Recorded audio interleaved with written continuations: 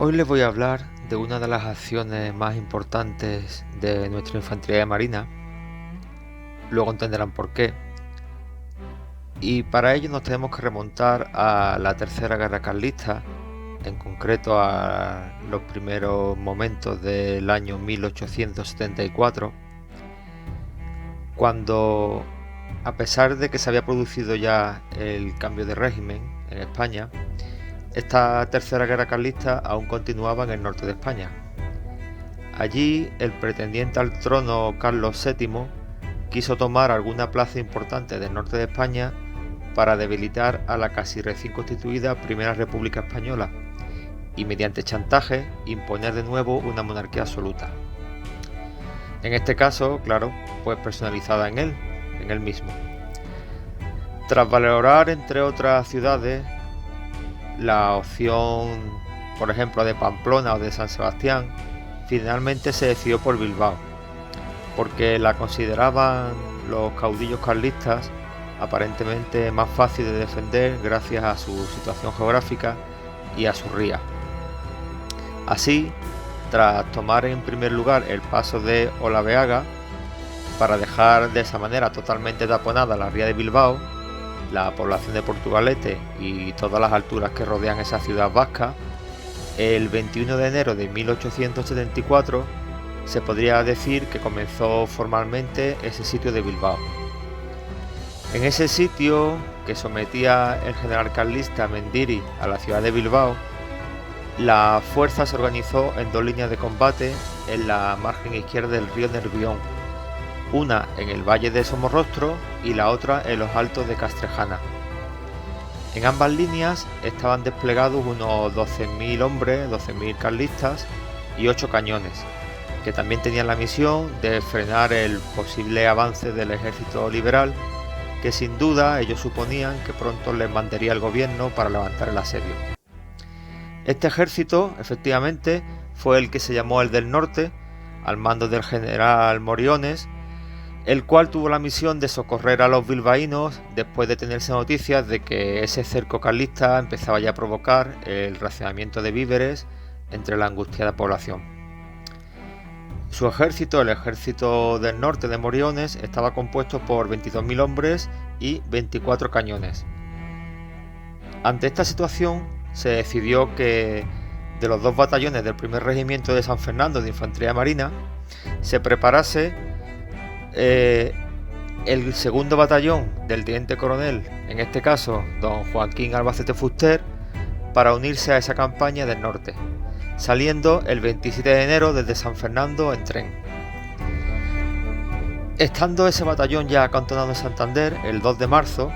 fue trasladado en el vapor Ciudad de Cádiz hasta la ciudad de Casturdiales para allí integrarse en la primera brigada del segundo cuerpo de ejército de ese ejército del norte del general Moriones.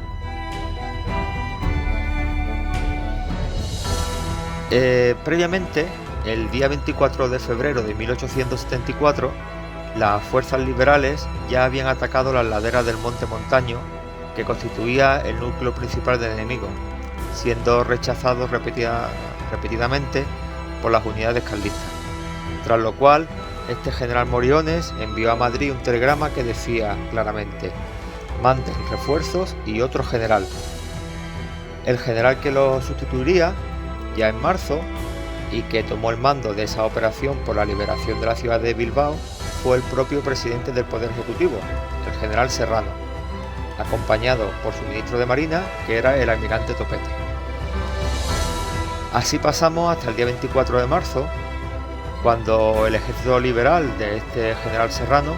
se preparaba para un nuevo asalto, ya sería el segundo, que intentan en esta campaña de Somorrostro, a las líneas carlistas. Para ello reunieron un total de 30.000 hombres y 50 cañones, gracias a las incorporaciones llegadas desde toda la península hasta la ciudad de Santander, entre ellas este segundo batallón de Infantería de Marina que ya hemos comentado, del primer regimiento de San Fernando. Por su parte, el ingeniero carlista José Garín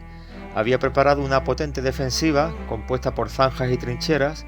con un ejército carlista también algo más reforzado, y que ya sumaban 15.000 hombres y 8 cañones. En primer lugar, lo que se planeó para levantar este sitio de Bilbao fue realizar un desembarco en la margen derecha de esta ciudad, en Luchana, tal y como ya se había hecho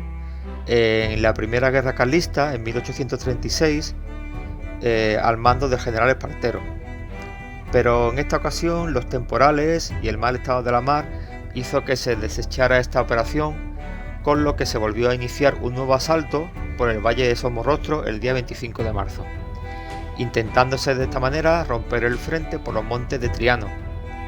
Este asalto fue totalmente infructuoso, como el anterior, de Moriones, decidiéndose entonces converger con todas las fuerzas liberales hacia el centro. El objetivo principal en ese momento fue el pueblecito de San Pedro Abanto, situado en medio de la línea carlista, con el fin de partirla en dos y dividirla. Línea carlista que estaba defendida por las fuerzas del caudillo Abanaves. Tras 3 días de tremenda lucha, se cuenta que una noche el teniente coronel de Infantería de Marina, Joaquín Albacete Fuster, como hemos dicho, jefe del 2º batallón del 1er regimiento,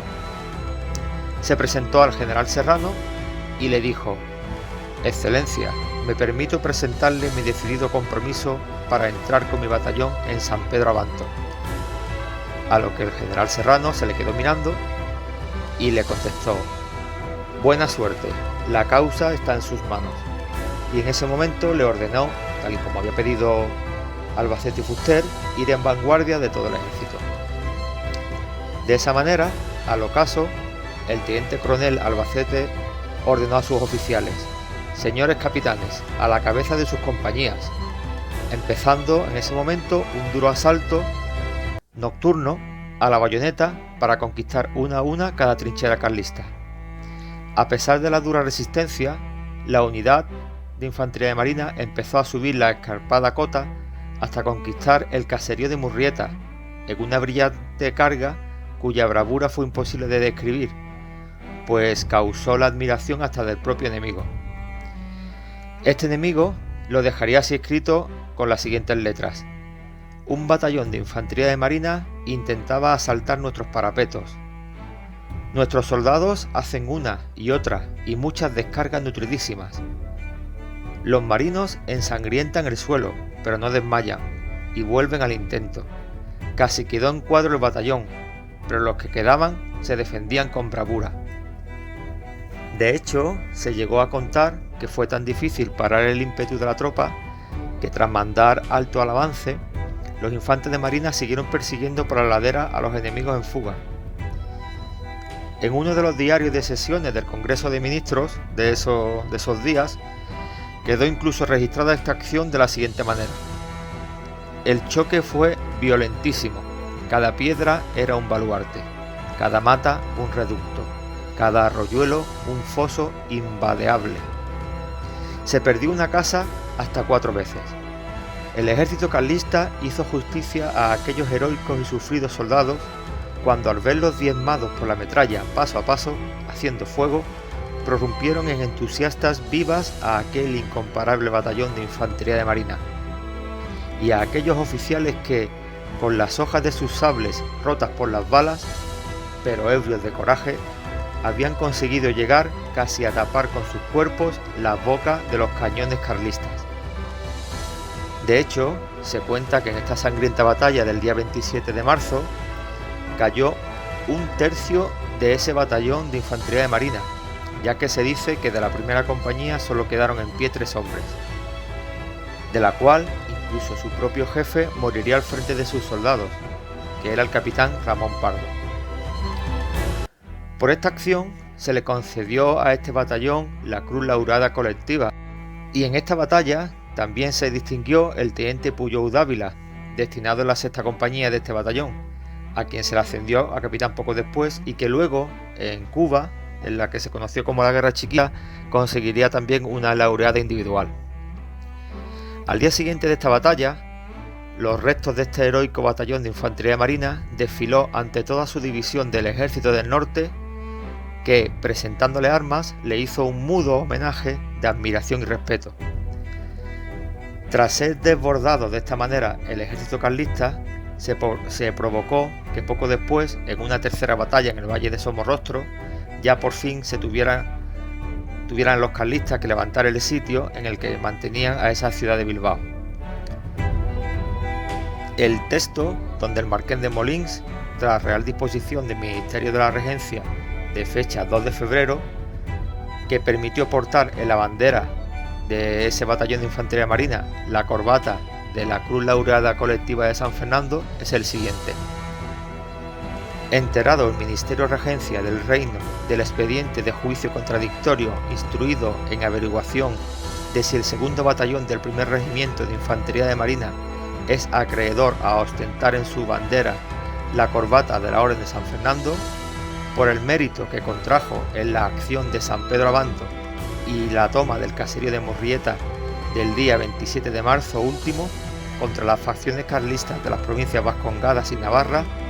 y resultando evidentemente probado que dicho batallón, cuando el enemigo en el expresado día sembraba la muerte entre las fuerzas que se proponían arribar a sus importantes y disputadas posiciones, se condujo con tal arrojo y bizarría que sin abandonar la línea de combate llegó a Murrieta, dejando incluso tendida sobre el campo más de la tercera parte de su fuerza, por cuyo alto merecimiento se haya comprendido en el artículo 32 de la Ley de 18 de marzo de 1862, ha tenido a bien resolver, de conformidad con lo informado acerca del particular por el Consejo Supremo de la Guerra en su acordada del 22 de diciembre próximo pasado, que la citada bandera tiene derecho a la corbata de referencia.